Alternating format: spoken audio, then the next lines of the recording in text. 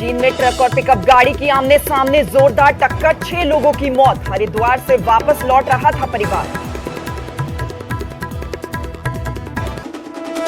प्रधानमंत्री के धर्मशाला दौरे की तैयारी तेज, धर्मशाला पहुंचा सुरक्षा का विशेष दस्ता। 16 जून को धर्मशाला आएंगे पीएम।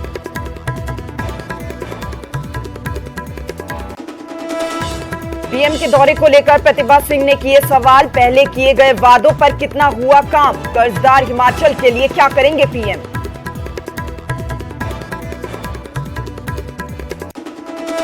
चुनावों की तैयारी में जुटी कांग्रेस, जल्द होगी कांग्रेस वर्किंग कमेटी की बैठक। शिमला में की जा सकती है संगठन से जुड़े मसलों पर चर्चा।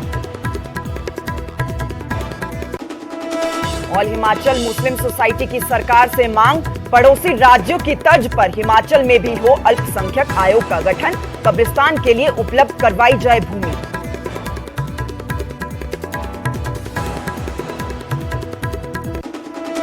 नालागढ़ के भटौली कला के वार्ड नंबर 1 के लोग पीने के पानी के लिए तरसे, पिछले 6 महीने से नहीं मिल रहा पानी, अब आंदोलन की दी चेतावनी।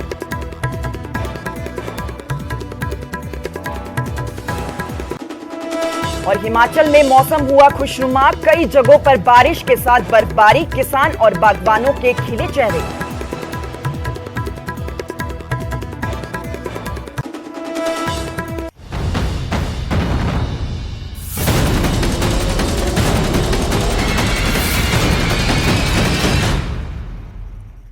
नमस्कार, मैं आपके साथ श्वेता राजपूत। न्यूज 18 पंजाब हरियाणा हिमाचल आप देख रही हैं। बुलेटिन की शुरुआत एक बड़ी खबर से करेंगे। जींद से ये बड़ी खबर, जहां एक दर्दनाक सड़क हादसा हो गया। ट्रक और पिकअप गाड़ी की जबरदस्त टक्कर होने से 6 लोगों की इसमें जान चली गई।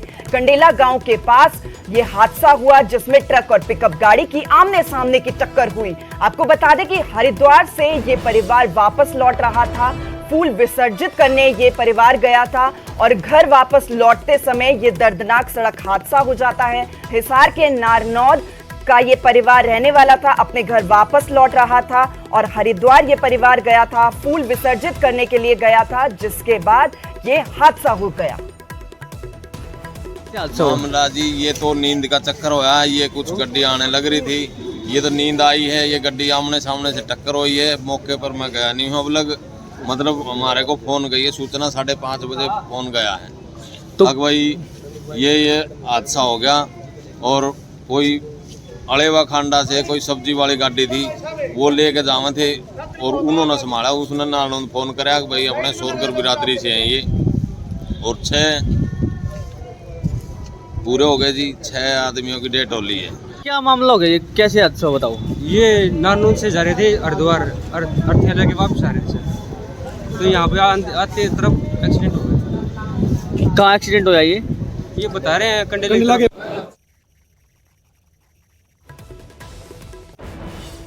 खबर पर ज्यादा जानकारी के लिए जींद से हमारे संवाददाता विजेंद्र कुमार हमारे साथ जुड़े हैं। विजेंद्र, ये जो हादसा हुआ है, कितने लोग कुल इस गाड़ी में सवार थे, कितने लोगों की जान गई है, कहां ये हादसा हुआ है, फिलहाल क्या अपडेट आपके पास, तमाम जानकारी चाहेंगे। बिल्कुल श्वेता, देखिए जींद में आज एक दर्दनाक हादसा हुआ है। 23 लोग सवार थे पिकअप गाड़ी में, हरिद्वार से वापस आ रहे थे। नारनौद के बताए जा रहे हैं, हिसार जिले में नारनौद कस्बा है।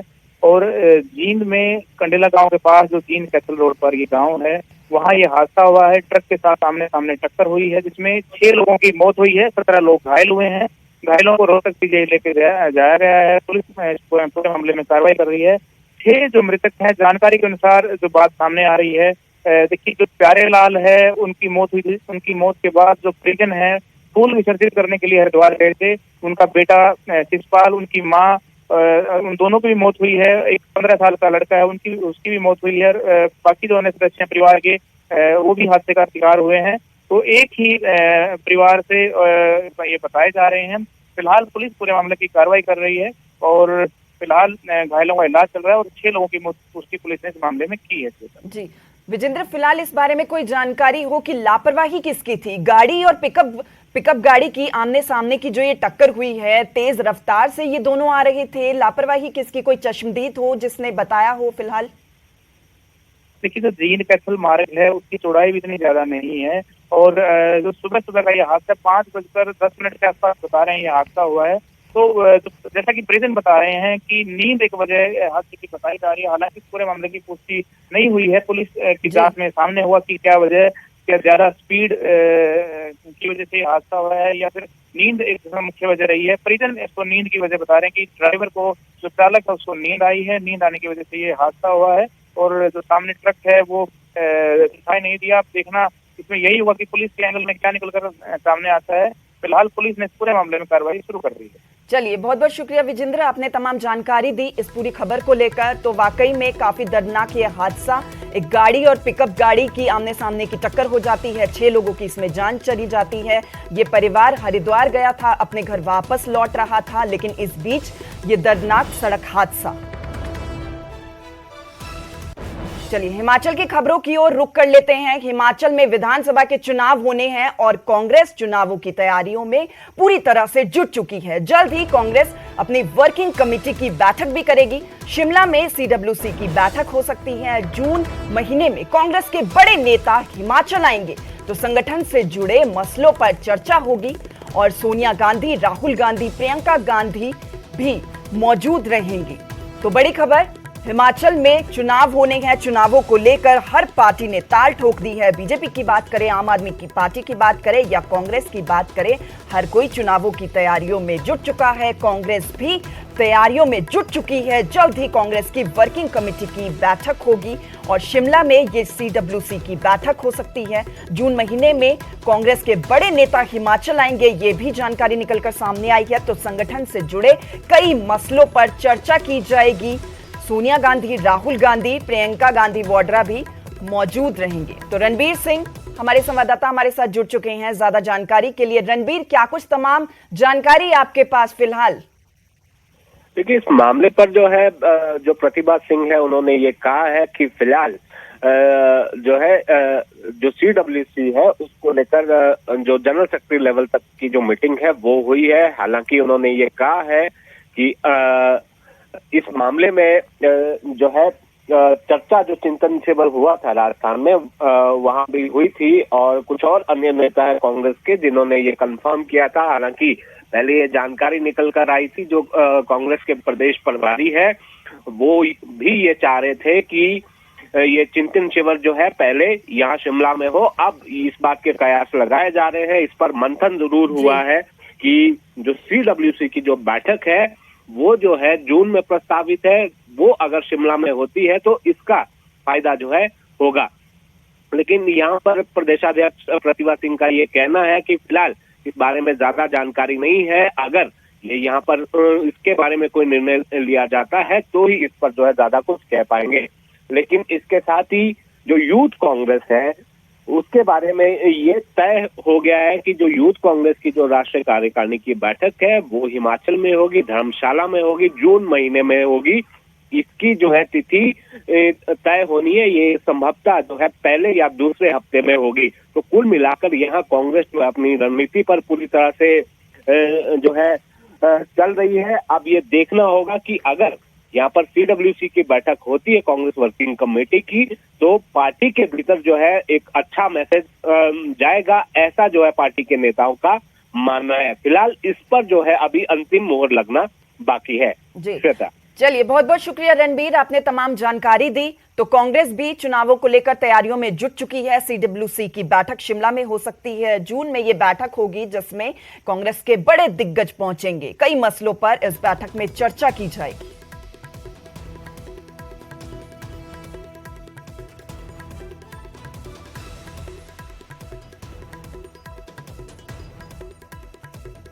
हिमाचल में विधानसभा चुनाव हो रहे हैं जिसको लेकर हर पार्टी ने कमर कस ली है। हर पार्टी तैयारी कर रही है। कांग्रेस भी तैयारियों में जुट चुकी है। चलिए, एक और बड़ी खबर, जहां प्रधानमंत्री नरेंद्र मोदी हिमाचल आएंगे। धर्मशाला दौरे की तैयारियां शुरू हो चुकी है। धर्मशाला सुरक्षा का विशेष दस्ता पहुंच चुका है। सुरक्षा व्यवस्था का जायजा लिया जा रहा है। कार्यक्रम स्थल की भी निगरानी की जा रही है। 16 जून को प्रस्तावित है प्रधानमंत्री नरेंद्र मोदी का धर्मशाला दौरा। देश भर के मुख्य सचिवों के साथ उनकी एक अहम बैठक होगी। तो प्रधानमंत्री नरेंद्र मोदी हिमाचल पहुंचेंगे। धर्मशाला दौरे को लेकर तैयारियां की जा रही हैं। धर्मशाला सुरक्षा का विशेष दस्ता पहुंच चुका है। सुरक्षा व्यवस्था का जायजा लिया जा रहा है क्योंकि प्रधानमंत्री खुद पहुंचने वाले हैं धर्मशाला। इसको लेकर सरकार प्रशासन की तरफ से तैयारियां शुरू हो चुकी हैं। एक सुरक्षा का विशेष दस्ता भी धर्मशाला पहुंच चुका है। सुरक्षा व्यवस्था का जायजा लिया जा रहा है। कार्यक्रम स्थल की भी निगरानी की जाएगी। 16 जून को पीएम नरेंद्र मोदी धर्मशाला पहुंचेंगे। देश भर के मुख्य सचिवों के साथ एक अहम बैठक होगी।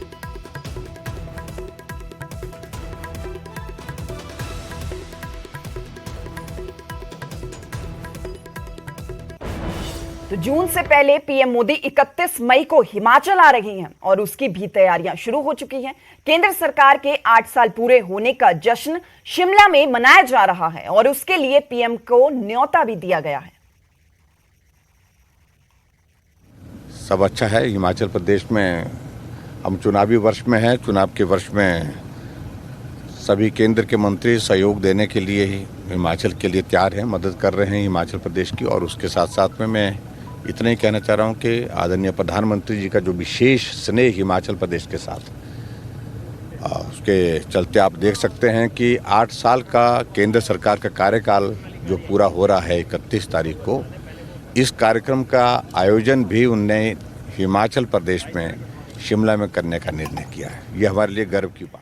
तो उधर प्रधानमंत्री नरेंद्र मोदी के दौरे को लेकर कांग्रेस ने बड़े सवाल खड़े कर दिए हैं। हिमाचल कांग्रेस अध्यक्ष प्रतिभा सिंह ने कटाक्ष किया और ये कहा कि पीएम ने जो पहले वादे किए थे वो पूरे अब तक नहीं हुए हैं। पहले की घोषणाओं पर कोई भी काम नहीं हुआ है। हिमाचल के लिए विशेष आर्थिक पैकेज का ऐलान प्रधानमंत्री नरेंद्र मोदी करें। कर्जदार हिमाचल की मदद की जाए केंद्र की तरफ से, ये प्रतिभा सिंह की तरफ से कहा गया है। तो प्रधानमंत्री नरेंद्र मोदी हिमाचल पहुंच रहे हैं क्योंकि चुनाव भी है, चुनावी साल है। हर पार्टी की तरफ से तैयारियां की जा रही हैं। बीजेपी की तरफ से भी मिशन रिपीट जो है उसका दावा किया गया है। अब प्रधानमंत्री नरेंद्र मोदी खुद हिमाचल पहुंचेंगे, धर्मशाला वो पहुंचेंगे, जिसको लेकर विशेष दस्ता भी पहुंच चुका है। तैयारियां लगातार जारी हैं। अब कांग्रेस की तरफ से निशाने पर सरकार को लिया जा रहा है। हिमाचल कांग्रेस अध्यक्ष प्रतिभा सिंह ने कटाक्ष किया और ये कहा कि पीएम ने जो पहले वादे किए थे वो तो अब तक पूरे नहीं हुए हैं। पहले की घोषणाओं पर कोई काम नहीं हुआ। हिमाचल के लिए विशेष आर्थिक पैकेज का ऐलान किया जाना चाहिए, ये प्रतिभा सिंह की तरफ से कहा गया।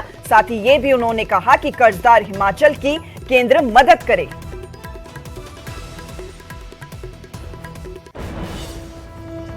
चुनाव हुए थे उस टाइम आदरणीय प्रधानमंत्री जी नरेंद्र मोदी जी यहाँ आकर कह के गए थे लोगों को कि हम जो मूल्य है हर चीज़ का काम कम करेंगे, प्राइसेस को रिड्यूस करेंगे। और उसी तरह से उन्होंने हमारे बच्चों को रोजगार देने की भी बात की थी। अब जब चुनाव नज़दीक आ गया, इन्होंने इतने सालों में इसमें कोई गौर नहीं किया, ना कोई प्राइस राइज कम हुए और ना ही हमारे बच्चों को रोज़गार मिला। तो अब इस चुनावी वर्ष में इस तरीके की जो घोषणाएं ये लोग कर रहे हैं, उससे लोग भी समझ रहे हैं इस बात को कि ये एक प्रलोभन है। उधर पुलिस भर्ती पेपर लीक मामले में सुखविंदर सिंह सुक्खू ने एक बार फिर से सरकार को घेर लिया। सुक्खू ने कहा कि सरकार ने महज औपचारिकता पूरी करने के लिए सीबीआई को जांच सौंपी है। सरकार ये क्यों नहीं बता रही कि ये पेपर किसने सेट किया।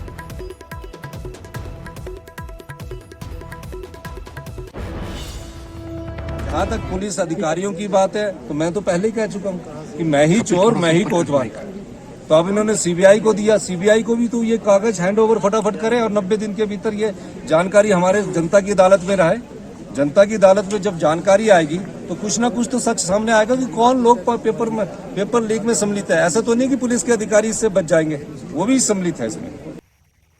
तो प्रदेश के 2 बार मुख्यमंत्री रहे प्रोफेसर प्रेम कुमार धूमल और उनकी धर्मपत्नी शीला धूमल की 50वीं शादी की सालगिरह पर हमीरपुर में बीजेपी के तमाम दिग्गज नेता जुटे और उन्हें बधाई दी। केंद्रीय मंत्री अनुराग ठाकुर ने सभी का जोरदार तरीके से स्वागत किया। बधाई देने वालों में सीएम जयराम ठाकुर, भाजपा प्रदेश अध्यक्ष सुरेश कश्यप समेत संगठन के कई बड़े नेता और मंत्री मौजूद रहे।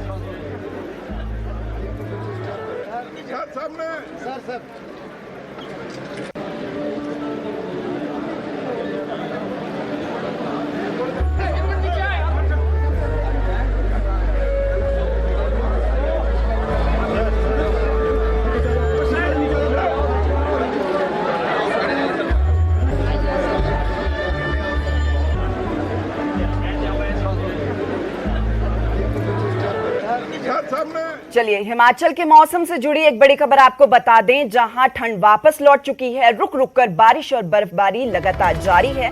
तापमान में भारी गिरावट से ठिठुरन बढ़ चुकी है। मौसम विभाग ने अलर्ट भी जारी कर दिया है। मौसम विभाग के मुताबिक 26 मई तक पूरे प्रदेश में मौसम खराब रहेगा। तो एक बार फिर से हिमाचल में वापस ठंड लौट चुकी है। रुक रुक कर बारिश और बर्फबारी जारी है। तापमान में भारी गिरावट दर्ज की गई है। मौसम विभाग की तरफ से अलर्ट जारी किया गया है। पिछले दिनों भीषण गर्मी से लोग परेशान हो गए थे, लेकिन अब एक बार फिर से मौसम से निजात लोगों को मिली है।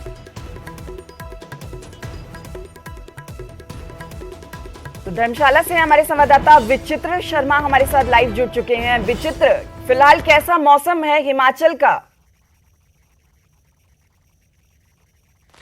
देखिए श्वेता, मैं आपको बता दूं कि पहले तो मैं तस्वीरें भी साझा करूंगा। हिमाचल में सुबह से यानी कांगड़ा में झमाझम बारिश हो रही है सुबह से ही, और यहाँ पर टेम्परेचर क्या था ये भी मैं आपको बता दूं। 33 डिग्री सेल्सियस टेम्परेचर था कांगड़ा का 1-2 दिन पहले, और धर्मशाला का जो टेम्परेचर था वो 31 डिग्री सेल्सियस था। लेकिन आज जो है टेम्परेचर 17 डिग्री सेल्सियस रह गया है धर्मशाला का, और 21 डिग्री सेल्सियस रह गया है कांगड़ा का। तो आप अंदाजा लगा सकते हैं कि किस तरह का मौसम यहाँ पर हो चुका है, कितना तापमान यहाँ पर लुढ़का है।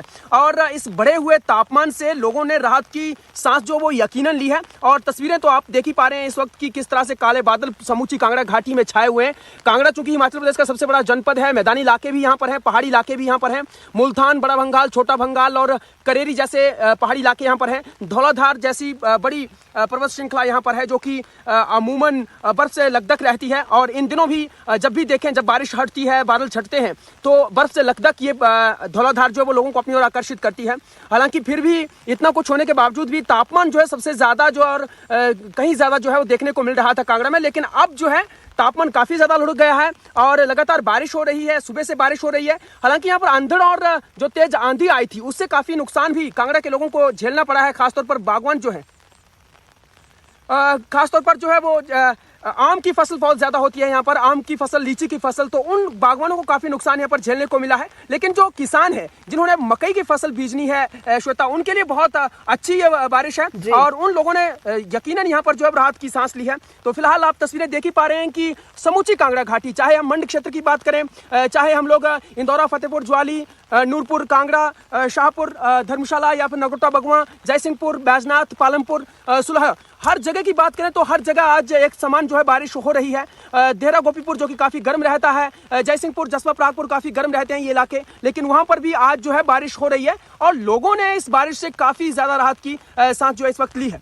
अपर बेल्ट की हम लोग बात करें, यानी धर्मशाला और अपर धर्मशाला की बात करें तो टेम्परेचर लगातार जो है गिरता जा रहा है। मैक्लोडगंज, भागसू, धर्मकोट और नड्डी, स्तोवरी, त्रिउंड, यहाँ पर जो है वो टेम्परेचर और भी ज्यादा लुढ़क रहा है और ठंड इतनी ज्यादा बढ़ गई है यहाँ पर कि लोगों को अभी से गर्म परिधान जो वो पहनने को अपने साथ लेकर जाने पड़ रहे हैं और पहनने पड़ रहे हैं। और जो पर्यटक आए हुए हैं वो तो पैसा वसूल मानकर यहाँ पर चल रहे हैं। तो फिलहाल हम कह सकते हैं कि इस बारिश ने बहुत हद तक लोगों को राहत की सांस जो वो प्रदान करवाई है। श्वेता जी विचित्र, हम ये भी जानना चाहेंगे कि मौसम विभाग की तरफ से फिलहाल क्या कुछ अलर्ट जारी किया है और क्या हिदायतें विभाग की तरफ से दी गई हैं लोगों को?